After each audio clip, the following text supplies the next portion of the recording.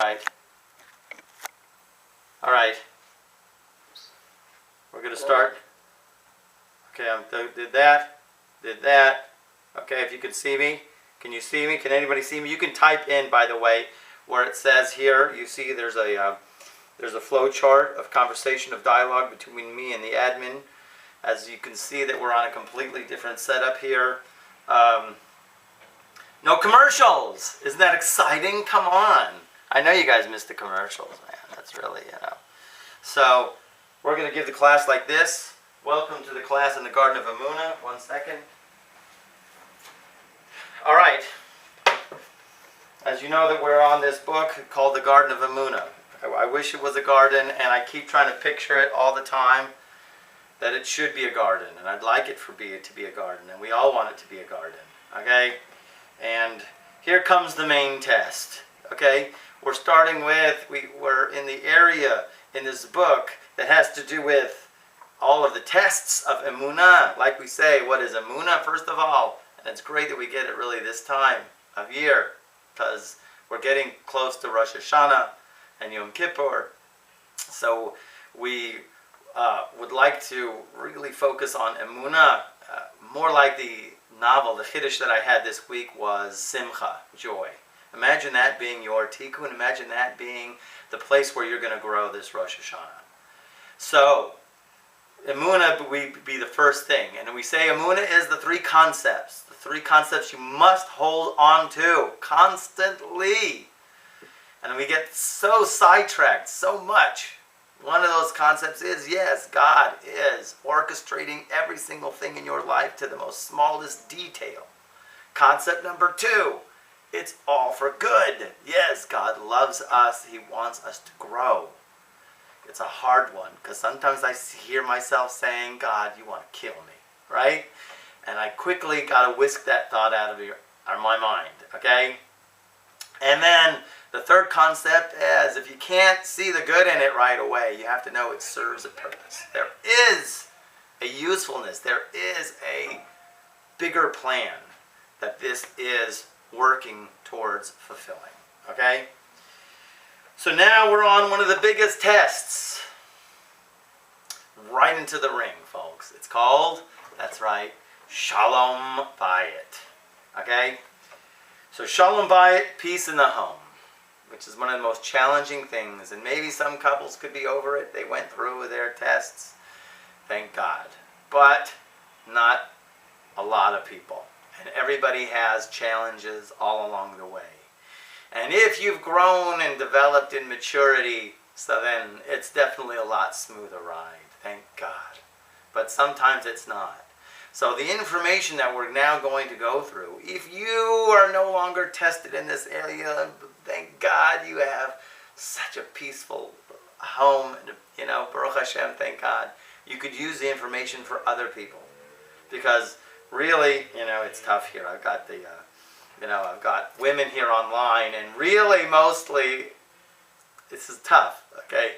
It's mostly for men, believe it or not. The way we always look at it is this. The Torah, if you look at the Torah, it's only obligations. It's not a list of a Bill of Rights. It's not like your Constitution, where it's rights. It doesn't speak about rights in the 5 books of Moses. It speaks about obligations. Meaning what? What is your obligation right here and now in this X situation, whatever that situation is? What is it? What is your obligation? What is my obligation right here and now? Why do I say this? Because soon you're going to be reading these things, women, right? And you have to know a lot of this is going to be thrown on the man, and that's where it's dangerous. Why is it dangerous? Because you're going to be saying, Rabbi Cohen says you have to do this. You should be doing that, right?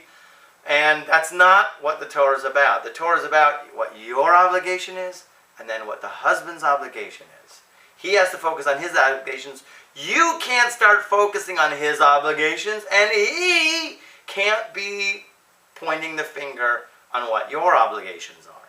Each person has to fulfill their obligations. And usually what happens is, it's always the other party that's not doing what they're supposed to be doing. I am rabbi, I'm doing what I'm supposed to be doing. And it's usually always them that's not doing what they're supposed to be doing. Okay? What do you do in that situation? That's why Emunah comes in. Okay? There's a big difference between before marriage and after marriage. Okay? Outside the marriage, all of our relationships, and then inside the marriage after. Okay? So, here we go. By the way, I did some reading in the Hebrew text of this, and it just packed with many more punches than this English. This English is walking on eggshells. It's mom is sugar-coated, but it still gets the point. Okay, so we're on page 171, and it says Shalom Bayit, peace in the home.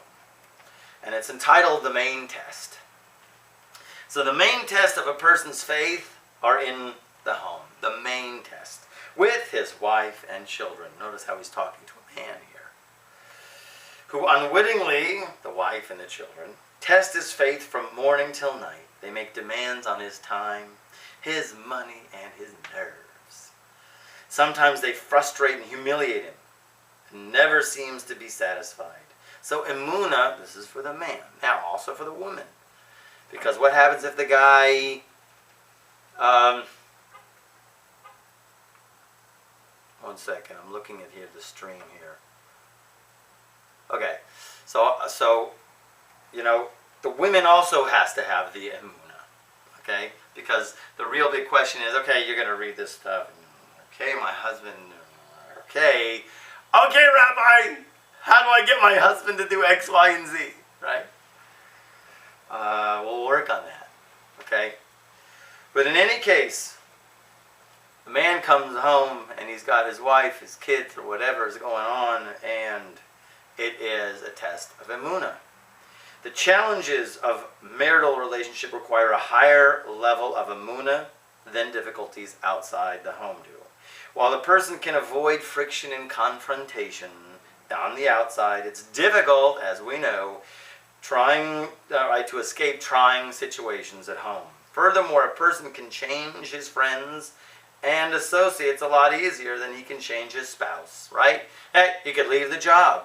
Yeah, this person I'm really uneasy with, I don't have to, begin that relationship with this friend anymore. I don't have to see them, right?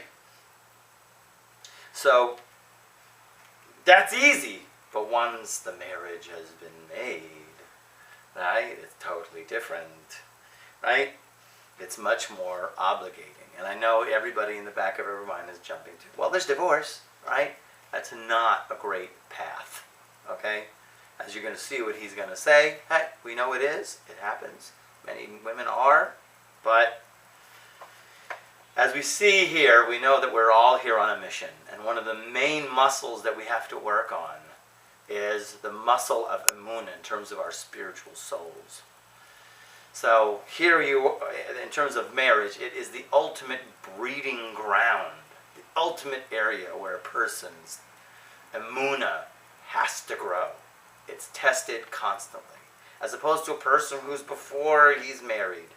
Yeah, he's not very much challenged. Yeah, I know. Oh, listen, I was single for many years, and it was a very big, huge challenge of Emunah for me. Huge. But not like when you get married. Okay? Page 172 at the top. The true tikkun, or soul correction of a person, begins only once that person marries. Boom! Right? Unmarried people normally manage in life without having to invest concerted effort, it says, I would say concentrated effort, in acquiring Emunah. But the demands of a wife and children make life unbearable without Emunah, right? So you have to ask, why is Emunah so important in this instance? So the idea really is, if you think about it, that before a person gets married, right? So you can date this person, that person, choose this person, that person, you get along with this person, you don't get along with that person. But once a couple, goes under the wedding canopy, once they do that, then it's meant to be, because that's what Emunah is about. Emunah is, once it happened, it was meant to be. It goes that way all across the board, even with mistakes that we made. We've learned this already. So, even those situations where a person, once you've been under the chuppah, it's meant to be, because it happened. You can say, well, it was a mistake. We don't say like that. Emunah people don't say that. Okay? It's not a mistake. Okay? So, this is why the first rule is, it's meant to be. Okay? The husband's crazy. The wife is crazy. Right? Or they have this habit, that habit. Right? That's where the main tikkun comes in. But the first level is to know that it's meant to be. And you're meant to be with that person. Okay, going on the second paragraph on page 172. For example, unmarried people can normally avoid anyone they don't get along with so easy, right? For in most cases, they're not forced to maintain contact. When a person is able to walk away from a challenging predicament, his or her emunah isn't taxed at all, right? Where there's no need to cope, right? Right? So there's no test. So that we really don't want the test, but we can see that it's been given to us.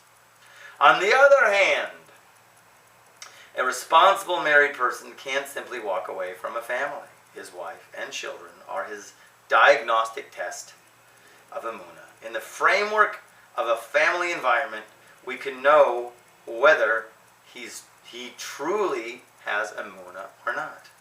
Here's an example. Robert is a bachelor that works as a marketing representative of a big company. If one of his colleagues insults him or bothers him in any way, Robert has a quick tongue and even quicker temper. He's more than ready to heap a double dose of venom on anyone that steps on his toes. Sounds like a real nice guy. Sometimes Robert will roll with a verbal punch in order to preserve an image that he wants to create for his customers. It serves his best interest to appear on the outside as a distinguished individual of impeccable character, especially if it helps him seal a deal. In reality, Robert is short-tempered and egocentric. As we know, that's the main problem of all marriages. Ego, all right? People have to understand what it is the Jewish marriage and what it is the Jewish relationship is about, and most people just don't have it. Especially the youth and the generations these days. And this is what we, even if you say, thank God your relationship is great and you've worked out all your kinks in terms of your relationship, you have to use this for younger people because the younger generation are completely tainted, right? For many older people as well, they don't grow out of certain things. So we have to use these rules here to go ahead and try to teach younger ones what relationships are about. So in reality, Robert is short-tempered and egocentric. In a marital situation, he'd either destroy his wife and children, right? Or he'd end up divorced. Destroy meaning because he'll shame them to death. He'll make them so not at ease in their own household. There's actually a explicit law in the Shulchan Aruch that a man is not supposed to be a kapdan in his house. Kapdan comes from, the root captain actually comes from that. But kapdan is a Hebrew word meaning he can't be a particular. You can't have rigid rules, and the expression of those rigid rules. You have to be at ease. Right? So this guy who's a big ego guy, right, short-tempered and egocentric, to avoid either of these two dismal fates, he must learn emunah. Otherwise, he'd never pass the test of a family. So obviously, emunah sounds to be the way that we look at it is almost like a tree, and it has many branches to it. Emunah is, this is what God has given me. It's for my good. And it's for a huge purpose. So the question is then, all of the different branches of this tree that need to be dealt with, obviously, like ego, temper, are you patient, right? A married person, now here's the real rule, the big Torah rule. A married person should be a giver, not a taker. Incessantly, he must provide for the needs of his dependents. Listen to their troubles and grant them time, attention, and understanding. To perform the task of a giver, a person needs to be calm and composed. Without Emunah, which is inner peace and composure, right? Inner peace and composure are utterly impossible. So if you know all of everything when you come into walk in the door of your house, it's all coming from God, right? An unmarried person can wear an artificial smile and convince the world that he or she is happy and fulfilled. But after marriage, the true measure of a person's happiness is revealed, especially when he has to brighten up his household with joy and confidence. A husband can't possibly make his wife and children happy when he himself is miserable. There you go. Happiness. Imagine that being your New Year's resolution for Rosh Hashanah. I am going to become a happier individual. Because you need Emunah, though, to have happiness. A husband can't possibly make his wife and children happy when he himself is miserable. True happiness is impossible without Emunah. And marital life is a key testing ground for Emunah. In other words, if you can't, that's where the real arena is. This is where the big points are scored. You remember the parable that I gave you guys a long time ago about the dark mountains? The person who was poor and he had to travel to the dark mountains because it was said that in the dark mountains, the diamonds and the rubies and the pearls were right on the ground, just to pluck for free, right? So he goes to the dark mountains and he ends up mixing with the people there because there's a civilization in there, and everything that they trade and do commodity with is rags, right? So what happened? He comes back after collecting a lot of rags, and his wife says, "You went for 2 years, and I'm scrounging for you to collect rags. Thank you very much." Thank God he had to Jimmy shank his wagon that he went with a diamond, pulled that out, and he had enough to live with, because we just want to be Hollywood-like and make the story a happy ending. Imagine that if he didn't need to fix his wagon with the diamond, okay? Right? So the idea was this world versus the next world, right? That the dark mountains is this world, believe it or not. The diamonds and the rubies are the mitzvot, but the biggest diamond of all is the mitzvah of Emunah. It's the foundation of everything. Holds the key to everything. So to come all the way to this world and not work on Emunah and not cherish the opportunities, the rich opportunities for having Emunah, right, is a fantastic thing. So therefore, here we are, our soul is in the dark mountains, and marriage, thank God, okay? Thank God. I have a wife that does this and that, and tests me all day long. My kids are Veltachayas, right? Maybe they're not Veltachayas, okay? Maybe in your perception they're Veltachayas. Veltachayas means animals, wild animals. In any case, of course, we all know that they're just darling little angels. All right. So an unmarried person can wear an artificial smile and convince the world that he or she is happy and fulfilled. But after marriage, the true measure of a person's happiness is revealed.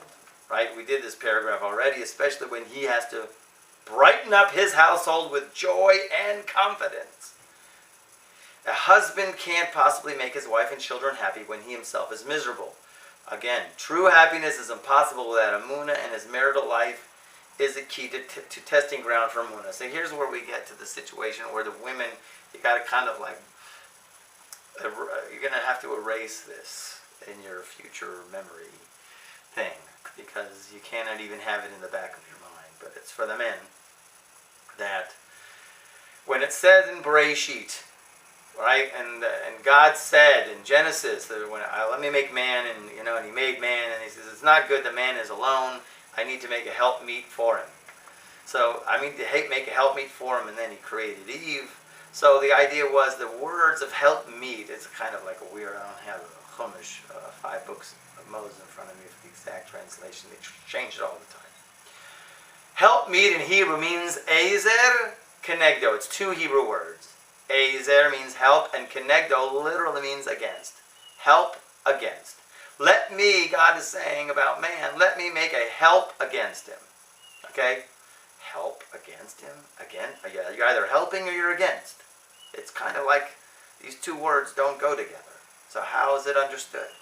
So the idea here is, the Talmud explains that help is, if the man is zoiche means he's clean, he's pure, he's on the right path. So she's a help for him. Right? If he's a shoemaker, she helps him make shoes. If he deals in stocks, she helps him there. She supports him. She doesn't nag. She doesn't give him service. But if he's not zoiche, he's not clean, he's not pure, he's not on the right path, so then kenegdo, she's against him. That's basically the rule. The person came out with a whole book on it years later. I forgot the name of the book. But when it came out, even I was single and I bought it.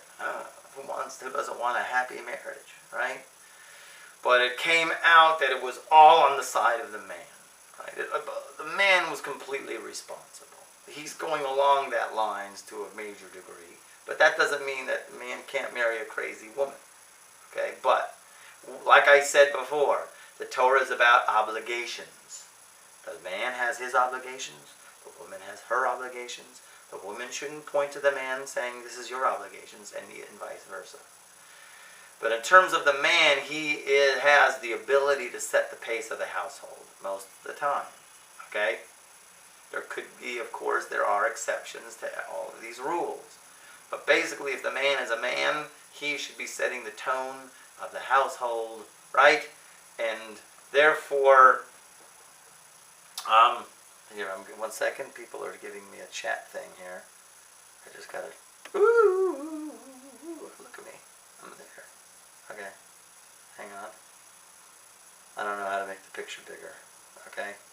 But maybe you guys can talk amongst yourselves. Talk amongst yourselves. I'm so verklempt. Okay. And so in any case, I don't know how to make the picture bigger. Good. So here obviously is really what we're talking about is the man, and the man has to be on the level and do what he's doing. If the man is doing what he's doing, I think that's like 80% of the work. Okay? The woman has what she has to do. Okay? We'll talk about her obligations. Okay? Relationship on the third paragraph on page 173. And relationships outside the home, especially in the norms of modern society, are based on mutual advantage. This is where it's very important to get this. Okay?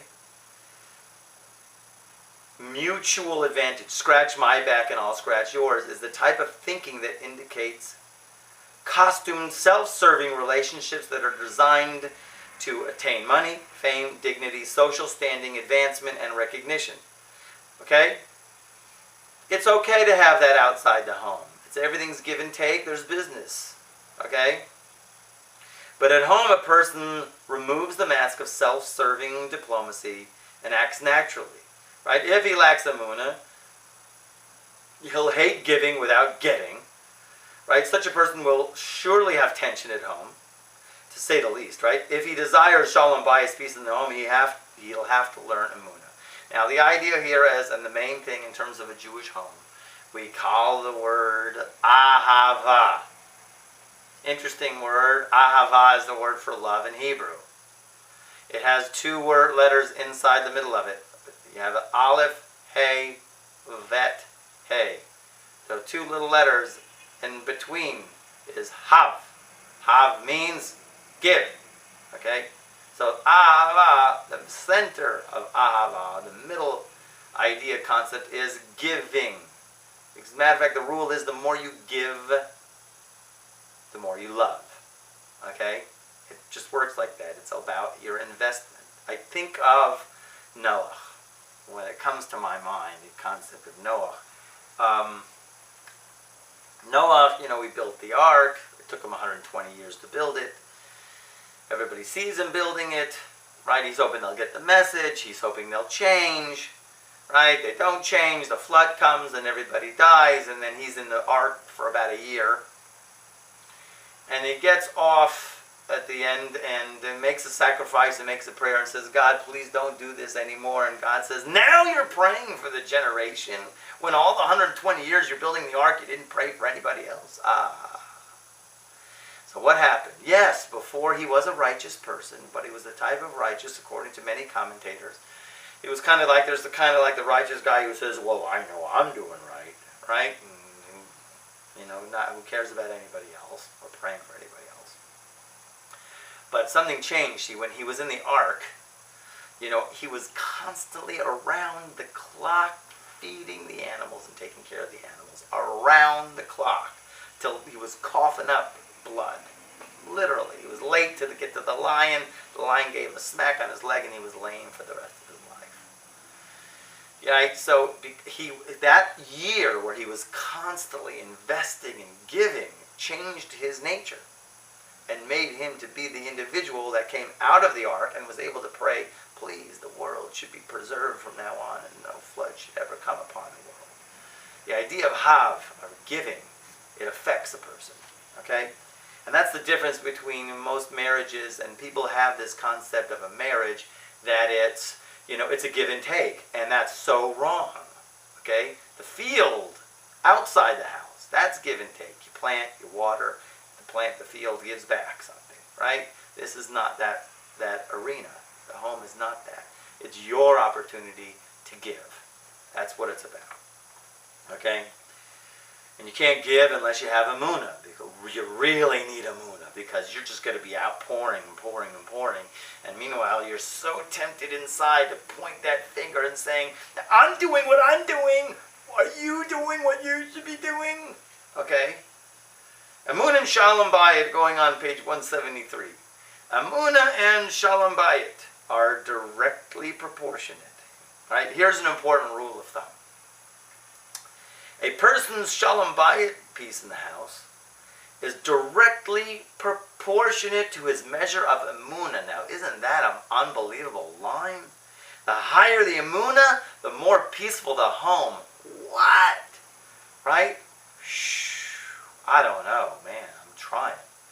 Sometimes I feel like, my Emunah is high, The money for the bills are going to come, And sometimes my family isn't quite on board with that, right? What's wrong? Maybe because my Emunah isn't really solid enough. Maybe I'm just fooling myself. Huh? Okay? So if you, or let's say, let's not get into even something external outside the home, like paying bills. But let's say a man who has a wife who's crazy, or the woman has a man who's crazy, right? So, do you have the Emunah that this tikkun is your tikkun? It comes from God. All of his chesronot, what we call his character flaws, are here in the house. And you now have the unbelievable opportunity to be patient with that. And to try to guide him in a positive way instead of criticizing and harping on him. Because criticism, usually, I don't know why, people they think it's going to help. And, in order to give rebuke, you got to be on a really high level to give rebuke. You got to be unbelievable. Otherwise, what do you... your criticism, your bad-mouthing is really going to... I'm changed. I'm changed, man. Thank you. I'm a changed man now. Right?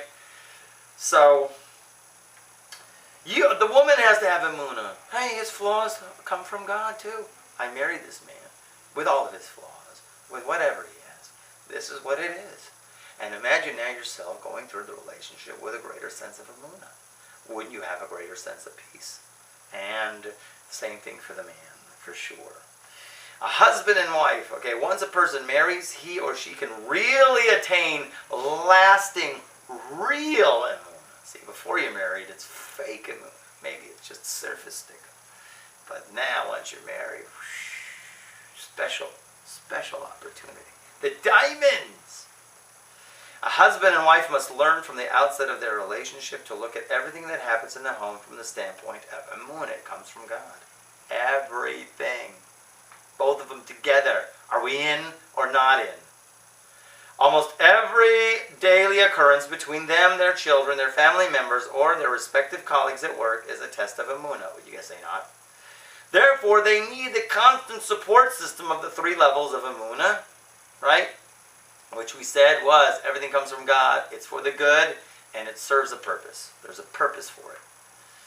Emunah, tshuva, that big one, submission to Hashem's will, are not only the best problem-solving tools in the home, they are the only problem-solving tools in the home. This is his take, folks. You can agree with it, you can disagree.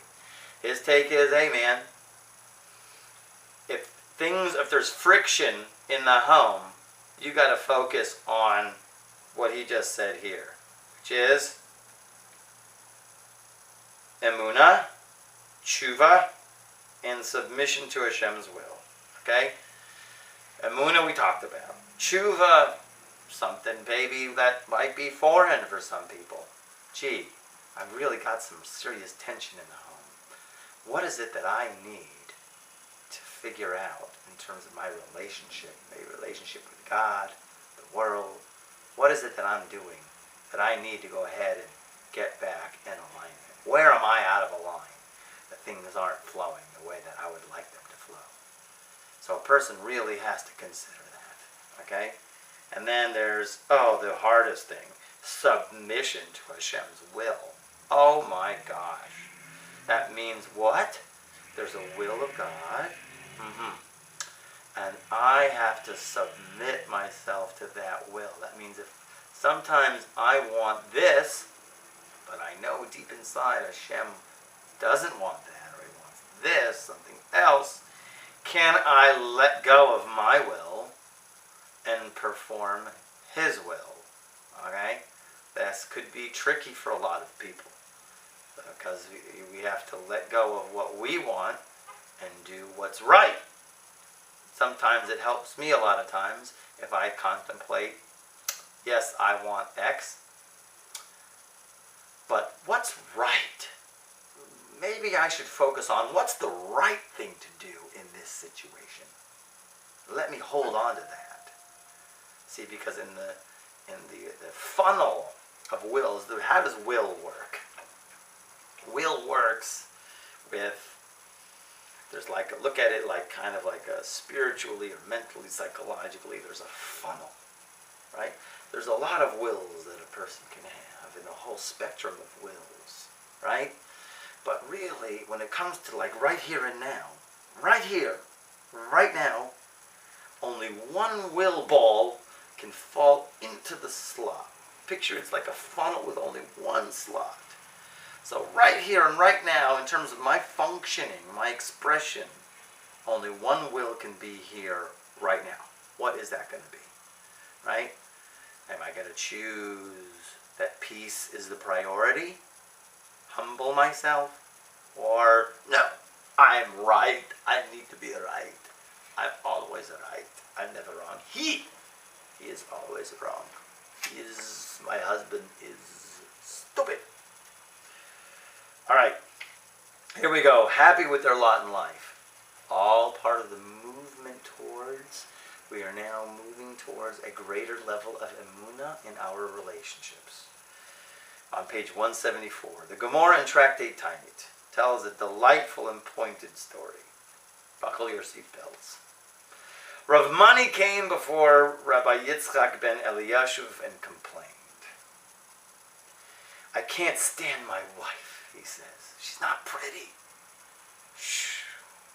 Now, Rabbi Eliashiv was one real huge man, right?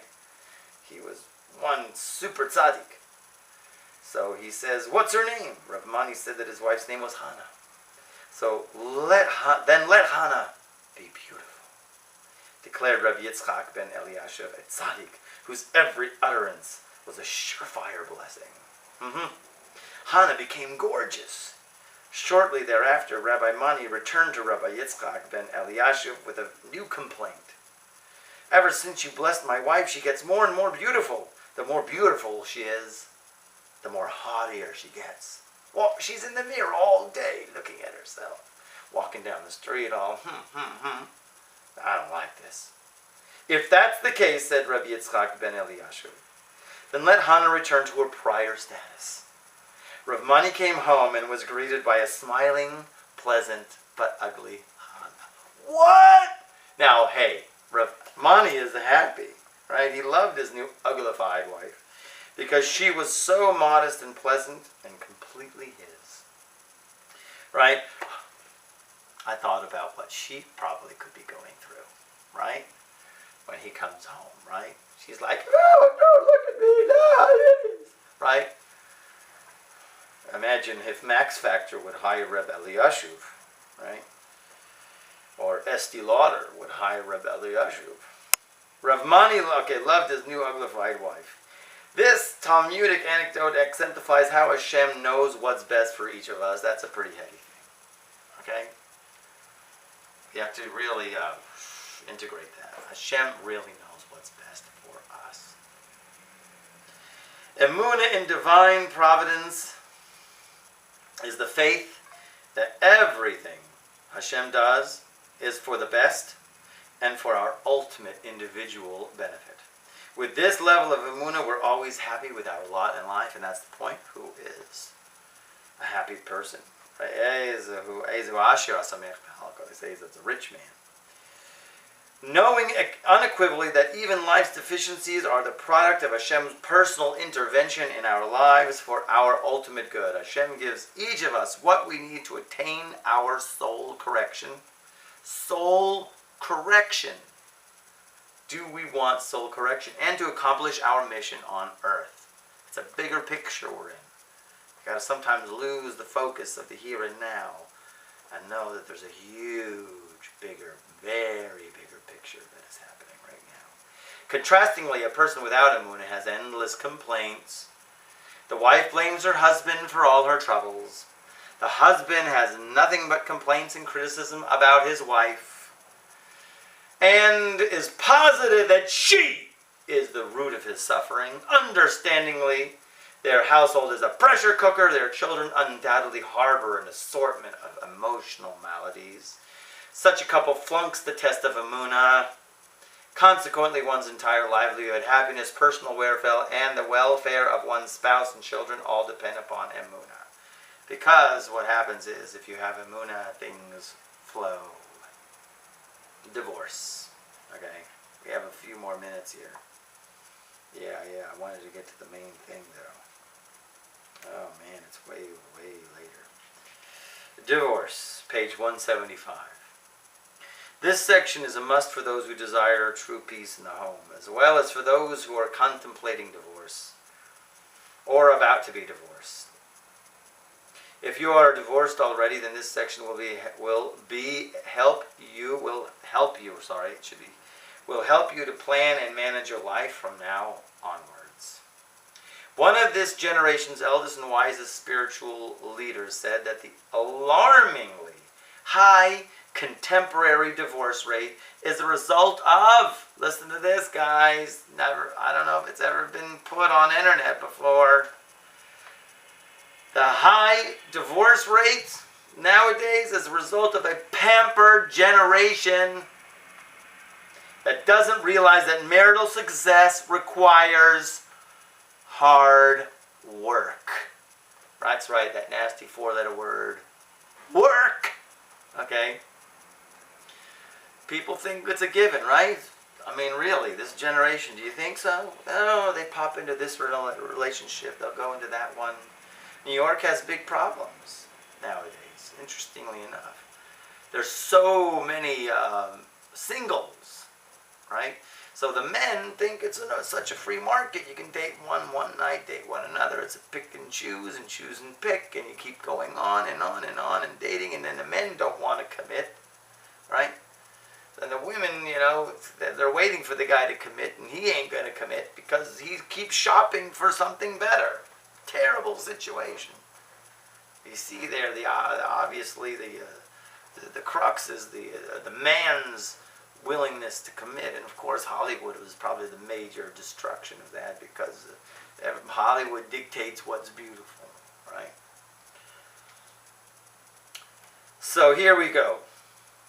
In that the one in the paragraph, second paragraph of where it says in divorce on page 175, in the middle there, right?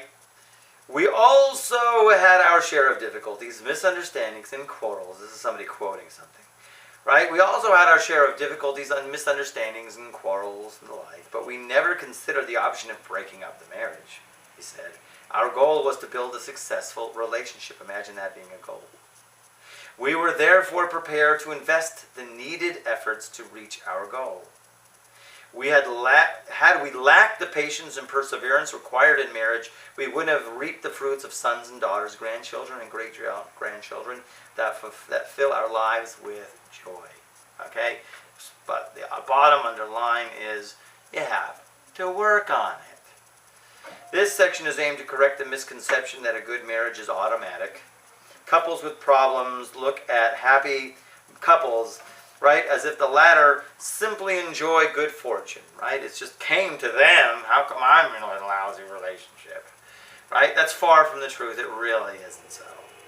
Even a marriage between two righteous people of impeccable character is plagued with its share of tension and disagreements. There are so many. You'd be amazed. Any human being must learn to compromise and sacrifice in order to make peace with the second human being, because as we know, it's Mars and Venus. It's when worlds collide. It's all of that. She comes from this planet. He comes from that planet.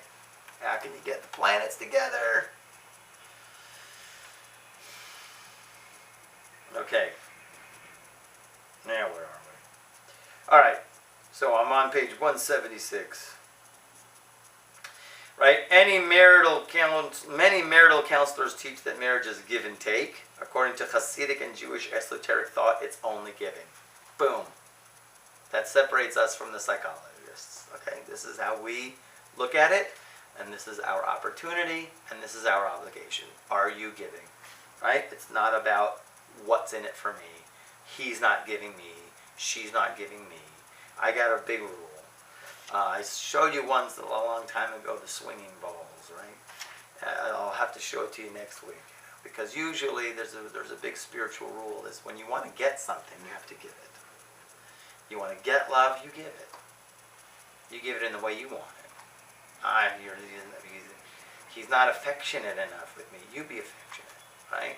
Or he has she doesn't, I don't know, make my food or something. I don't know, what something ever. She doesn't treat me with respect. You treat her with respect. You give first. Okay. The Eye of Emunah, page 176. Since the purpose of creation is Emunah, we know that, because it's all about connection to God, trusting Him. And the Creator wants each of us to fulfill our purpose. He therefore presents us with opportunities to learn and to develop Emunah. What greater opportunity? Marriage is the prime proving ground of Emunah. Therefore, by learning the principles of Emunah, one maximizes chances of success in marriage. So here you go. Conversely, the lack of Emunah is the root cause of divorce. That's an astounding statement. I would have thought ego. But maybe the root of ego is lack of Emunah. It kind of makes sense to me. Because ego means I am in control. Emunah is I'm not in control. Emunah is God runs everything. My only ability is only how I'm going to react to it. That's where my free will comes in. And the free will and the ultimate reaction is God is running the show. I can hardly wait to see how this is going to be an unbelievable relationship. I can hardly wait to see how God is going to remove the obstacles of unease in this relationship. Whatever it is. You got to have the right thought. Okay? Therefore, conversely, the lack of Emunah, on page 176, 1, 2, 3, 4th paragraph. Conversely, the lack of Emunah is the root cause of divorce. That's astounding. A person with Emunah can overcome marital strife by way of tshuva and prayer. Never thinks about that. Those who lack training in Emunah often resort to divorce as a solution to their problems. But because they don't want to do tshuva and they don't want to pray. Right? Usually they just throw in the towel. Right? That's what's going on. Usually divorce doesn't clean a person's slate of problems. The old set of problems, tension in the home, quarreling and the like, are simply replaced by a new set of problems, lawyers, nasty hearings, alimony, child support, property and financial battles, and so on. More often than not, the divorce-related problems are worse than the marital problems are. Interestingly enough. Without Emunah, unhappily married people blame their troubles on a long list of culprits. From, whether their long list of culprits, a lying matchmaker, right, to nasty in-laws and just plain old bad luck.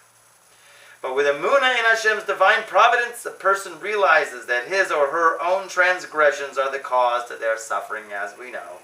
There are no tribulations without transgression. So, the idea or concept is tshuva, which means return, which means get in alignment, get on the path. Are you on your mission? So with tshuva and with basic coaching on how Torah expects a person to act in a marital relationship, anyone is capable of marital success, right? So before the marriage is definitely so much more than after the marriage.